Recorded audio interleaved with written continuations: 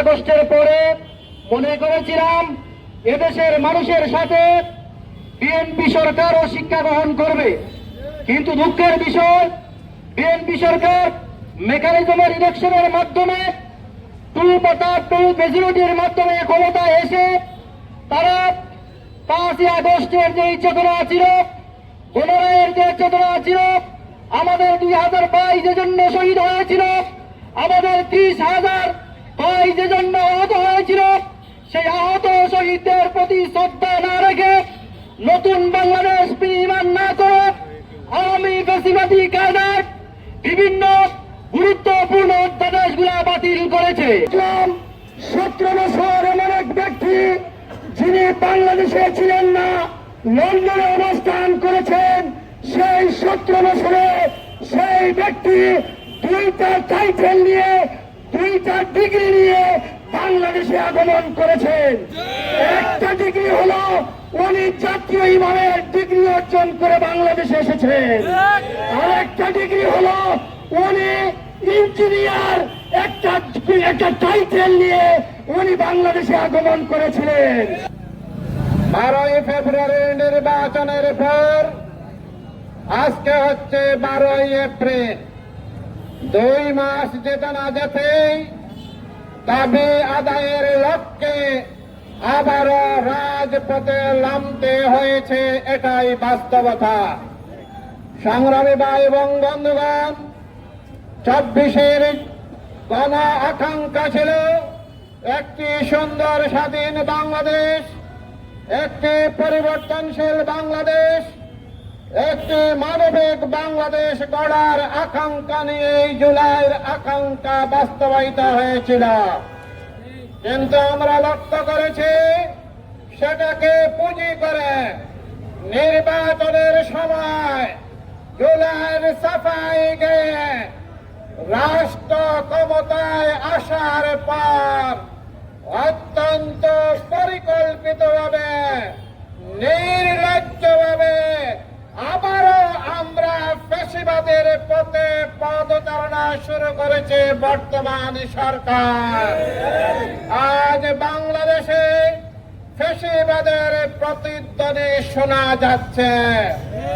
আমাদের শীর্ষ নেতৃবৃন্দ সংসদের ভিতরে জোরালো ভাবে জুলাই সনদের আইনি ভিত্তির জন্য গণভোটকে স্বীকৃতি দিয়ে অবিলম্বে কার্যকর করার জন্য জোর দাবি উত্থাপন করেছেন।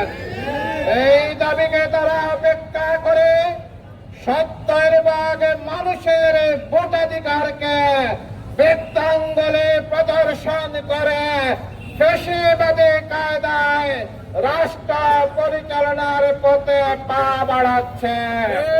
আমরা সমাবেশ থেকে স্পষ্ট করে বলতে চাই, বাংলাদেশের জনগণ বুকের তাজা রক্ত দিয়ে নতুন বাংলাদেশ গড়ার যে স্বপ্ন লালন করেছিল, বাংলাদেশে ভবিষ্যতে আর কোন ফ্যাসিবাদকে ঠাঁই দেবে না।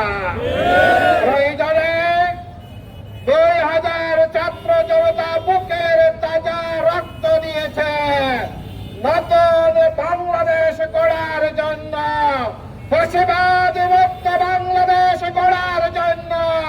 হাজার হাজার ছাত্র জনতা বুকের তাজা রক্ত দিতে প্রস্তুত রয়েছে। সংগ্রামী ভাই এবং বন্ধুগণ, 55 বছরের মাথায় এসে এখন পর্যন্ত বিচারহীনতার সংস্কৃতি বাংলাদেশে চালু রয়েছে। আমরা আশা করেছিলাম স্বাধীন বিচার ব্যবস্থা বাস্তবায়নের মাধ্যমে বিচারহীনতার সংস্কৃতি থেকে আমরা বের হতে পারব। আমরা লক্ষ্য করছি অতীতের কায়দায় বিচার ব্যবস্থার উপর সরকারের পক্ষ থেকে আধিপত্য বিস্তার করে পূর্বের কায়দায় বিচার বিভাগকে কলুষিত করার প্রক্রিয়ায় তারা পদচারণা শুরু করেছেন। বিগত 55 বছরে পুলিশ বাহিনীকে দলীয় বাহিনীর মতো ব্যবহার করে তাদেরকে বন্দর করা হয়েছে। দাবি ছিল স্বাধীন পুলিশ কমিশন গঠন করার মধ্য দিয়ে একটি সুশৃঙ্খল বাহিনী গঠন করার। আমরা লক্ষ্য করছি সেদিকে তারা তাকাচ্ছেন না। পূর্বের কায়দায় পুলিশ বাহিনী সহ সকল বাহিনীকে দলীয় বাহিনীর মতো ব্যবহার করে বিরোধী দলের উপর নিপীড়ন করার পায়তারা তারা চালাচ্ছে। আমি বিশ্বাস করে যে বাহিনীর উপর জুলুম নির্যাতন হয়েছে, আগামীতে জনগণের উপর এই বাহিনীকে বল প্রয়োগ করে অবৈধ হস্তক্ষেপ করতে পারবে না ইনশাআল্লাহ।